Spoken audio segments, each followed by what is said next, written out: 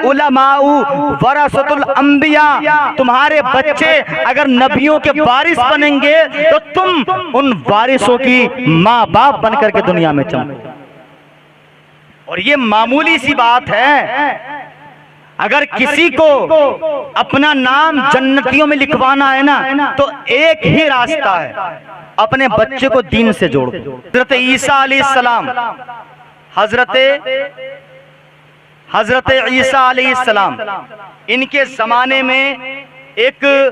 شخص نے اتنا پاپ کیا، اتنے گناہ کیے، اتنی خطائیں کی، اللہ کو ناراض کیا، حتیٰ کہ جہنم کا حقدار ہو گیا،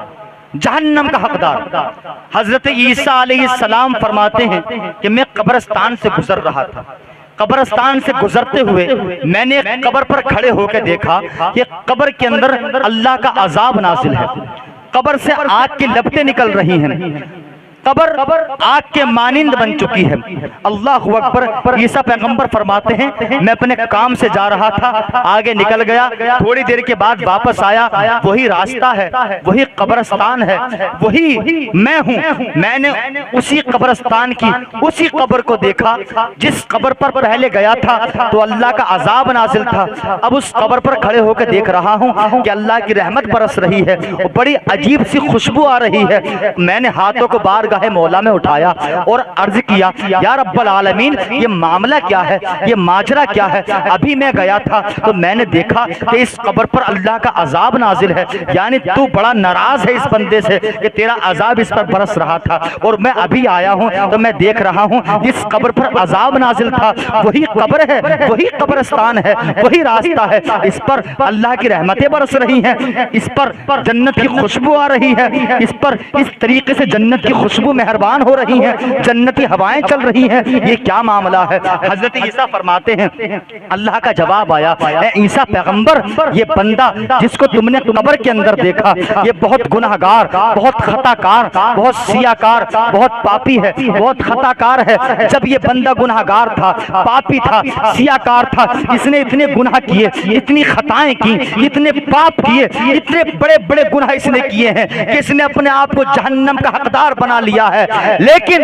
اس نے مرنے سے پہلے ایک بڑا نیک کام کیا، اس نے بڑھنے سے پہلے بڑا اچھا کام کیا۔ حضرت عیسیٰ پوچھتے ہیں میرے مالک و مولا آخر کیا کام اس نے کیا ہے؟ کہا جب یہ مرنے والا تھا، دنیا کو الوداع کہنے والا تھا، اس کی آخری سانسیں چل رہی تھیں، اس نے اپنی بیوی کو اپنے بستر پر بٹھایا اور بٹھانے کے بعد کہا اے میری بیوی، اے میری شریک حیات، اے میری ہم سفر، میں نے تیرے ساتھ زندگی گزاری ہے، تو نے میرے ساتھ زندگی گزاری ہے، تو نے دیکھا ہے میں نے کتنے گناہ کیے ہیں، تو نے دیکھا ہے میں نے کتنے پاپ کیے ہیں، میں آج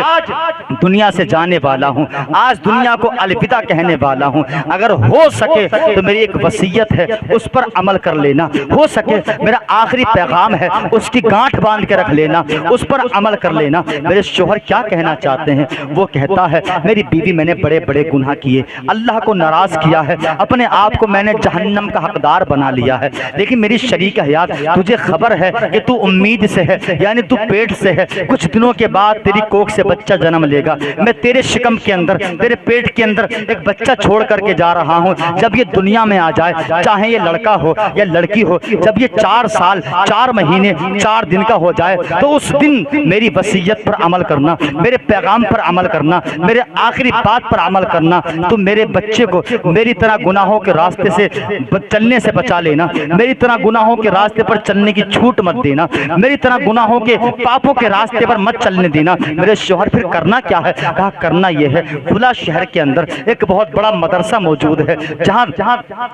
اللہ کا دین سکھایا جاتا ہے، اسلام کی تعلیم دی جاتی ہے، میرے بچے کا ہاتھ پکڑنا، چاہے وہ بیٹی ہو یا بیٹا ہو، اور اس کو دین کے عالم کے پاس پہنچا دینا۔ اللہ اکبر۔ اللہ فرماتا ہے اے عیسیٰ پیغمبر آج ایسا ہی ہوا، اس کی بیوی کے پیٹ سے جس بچے نے جنم لیا تھا آج اس بچے کی عمر 4 برس 4 مہینے 4 دن کی ہو چکی ہے، اور اس کی بیوی نے اپنے بچے کا ہاتھ پکڑا ہے اور عالم کے پاس لے گئی ہے اور اس سے کہا ہے اے عالم عالم دین آپ نہیں جانتے میرا شوہر بڑا گناہ گار تھا، آپ نہیں جانتے میرا شوہر بڑا پاپی تھا، آپ نہیں جانتے میرا شوہر بڑا خطا کار تھا، لیکن ہاں وہ میرے پاس اپنی ایک امانت سونپ کر کے گئے ہیں، وہ میرے پاس ایک نشانی چھوڑ کے گئے ہیں اور وصیت کی ہے کہ میں اس کو نیکیوں کے راستے پر چلاؤں، وصیت کی ہے اللہ کا دین سکھاؤں۔ اے عالم دین، آپ کو اللہ کا واسطہ ہے میرے بچے کو گناہوں کے راستے سے بچا لو، آپ کو اللہ کا واسطہ ہے میرے بچے کو اپنی پناہ میں لے لو،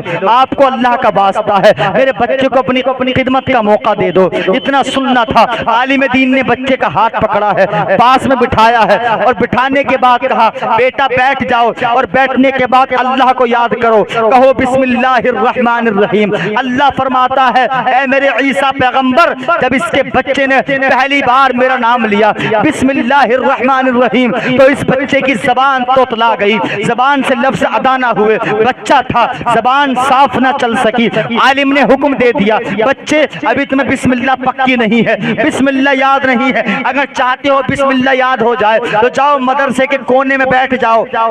مدرسے کی سائٹ میں بیٹھ کر کونے میں بیٹھ کر بار بار بسم اللہ کو پکا کرو، بار بار بسم اللہ کو یاد کرو، بار بار بسم اللہ کا ورد کرو، جب یاد ہو جائے تو سنانے آ جانا۔ اب اللہ کی رحمت کی آواز دیکھو، اللہ فرماتا ہے اے میرے عیسیٰ پیغمبر، جیسے ہی اس کا بچہ کونے میں جا کر کے بیٹھتا ہے اور مجھے بار بار رحمان کہتا ہے، بار بار رحیم کہتا ہے، فرشتے سب کے سب دستہ بستہ ہاتھ باندھ کر کھڑے ہو جاتے ہیں، یا مالک مولا اس پر رحم کر، یا مالک مولا اس پر کرم کر۔ یہ 4 برس کا بچہ ہے، 4 مہینے 4 برس کا ہے، ابھی اس کی عمر بہت چھوٹی ہے، اور چھوٹی سی عمر میں اپنی معصوم سی زبان میں تجھے رحمان کہتا ہے، تجھے رحیم کہتا ہے۔ اے اللہ، ہم کو رونا آتا ہے، ہم اس کے درد کو برداشت نہیں کر سکتے، اس کے غم کو دیکھ کر کے ہمارے سینے پھٹ رہے ہیں۔ اللہ فرماتا ہے اے میرے عیسیٰ پیغمبر، جب فرشتوں نے میری بارگاہ میں آمین کہا، جب فرشتوں نے میری بارگاہ میں دعا کی، میری رحمت کو جوش آ گیا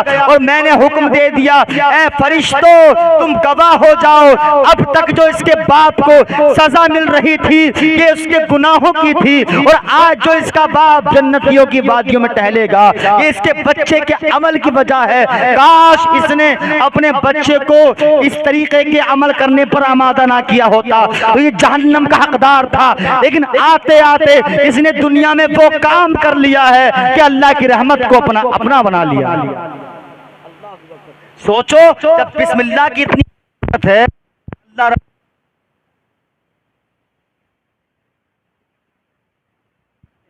اللہ رب العزت ان کو کتنا بڑا انعام عطا فرمائے گا۔ بس یہی آپ سے گزارش ہے، یہ ہماری بہن بیٹیاں بیٹھی ہیں جہاں جہاں پر بھی آپ کسی بھی گاؤں میں رہتی ہوں، اپنے بچوں کو دین سے جوڑنے کی کوشش کرو، خدا کے واسطے ناچ گانے سے پرہیز کرو، مرنے کے بعد بہت مہنگا پڑے گا، بہت مہنگا پڑے گا۔ بچے نہ تمہیں بچا سکیں گے نہ تم بچوں کو بچا سکتے ہو۔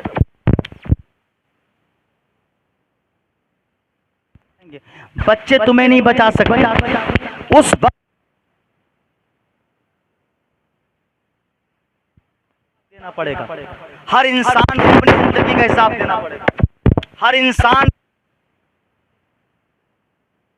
جیسی زندگی گزاری ہے اپنی زندگی کا حساب دینا پڑے گا۔ کوئی کسی کا پرسان حال نہیں ہوگا، کوئی کسی کا مددگار نہیں ہوگا، کوئی کسی کی مدد کرنے والا نہیں ہوگا، فقط ایک ہی صدا آگی، ہاں لا ادری، اے اللہ بس میری جان کو بخش دیا جائے۔ اس وقت میں نہ بچے کام آئیں گے، نہ بیویاں کام آئیں گی، نہ بہن کام آئے گی، نہ بیٹی کام آئے گی۔ اگر کوئی کام آئے گا تو وہی کام آئے گا جس کا آپ اور ہم کلمہ پڑھتے ہیں۔ ہم تو کہتے ہوں گے رب، ہم تو کہتے ہوں گے نفسی نفسی، اے اللہ ہمیں بخش دیا جائے، لیکن ایک ذات ایسی ہوگی جو کہتی ہوگی ربی حبلی امتی، اے اللہ میری امت کو بخش دیا جائے،